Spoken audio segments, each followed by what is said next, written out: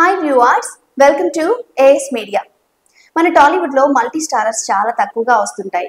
మా హీరో క్యారెక్టర్ని తక్కువ చేశారని, లేకపోతే మా హీరోకి డ్యూయెట్స్ తక్కువ ఉన్నాయి, లేకపోతే మా హీరో లెంత్ తక్కువ ఉంది. ఇలా రకరకాలుగా ఫ్యాన్స్ నుంచి అబ్జెక్షన్స్ వస్తూ ఉంటాయి అనే ఉద్దేశంతో దర్శక నిర్మాతలు తక్కువగా మల్టీ స్టారర్స్ని ప్లాన్ చేస్తూ ఉంటారు. ఇలాంటి ఒక సంఘటనే 93లో చోటు చేసుకుంది. వారసుడు సినిమాలో కృష్ణ గారి కాలర్ని నాగార్జున గారు పట్టుకుంటారు. సో అలా కాలర్ పట్టుకున్నారు అనే ఒక ఉద్దేశంతో అండ్ రే అని సంబోధించారు అనేసి ఆ మూవీలో ఈ రెండు ఉన్నాయి అని కృష్ణ గారి ఫ్యాన్స్ రచ్చ చేసేసారు. యాక్చువల్గా కృష్ణ గారు అంటే daring and dashing hero. Krishna గారి ఫ్యాన్స్ రెబల్స్ అనే పేరు ఇప్పటికి కూడా ఉంది.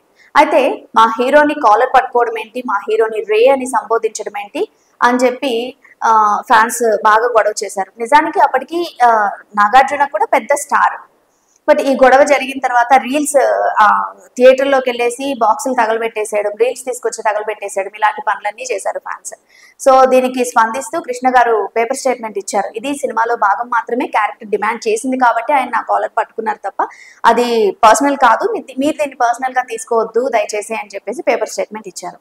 అండ్ నాగార్జున కూడా నాకు కృష్ణ గారు అంటే చాలా అభిమానం, నేను అసలు ఎప్పుడు నాది అది పర్సనల్ ఫీలింగ్ కాదు, సినిమా కోసమే అలా చేశాను, దయచేసి దాన్ని అర్థం చేసుకుంటారని అనుకుంటున్నా అని చెప్పి పేపర్ స్టేట్మెంట్ ఇచ్చారు. వీళ్ళిద్దరూ పేపర్ స్టేట్మెంట్ ఇచ్చినప్పటికీ కూడా ఫ్యాన్స్ ఎవరు అసలు శాంతించలేదు.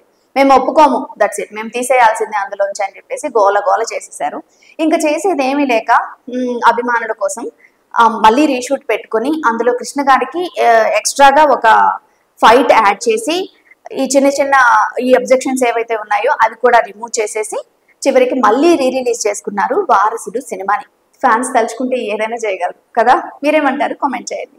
ఇలాంటి మరిన్ని ఇంట్రెస్టింగ్ వీడియోల కోసం ప్లీజ్ సబ్స్క్రైబ్ ఏఎస్ మీడియా.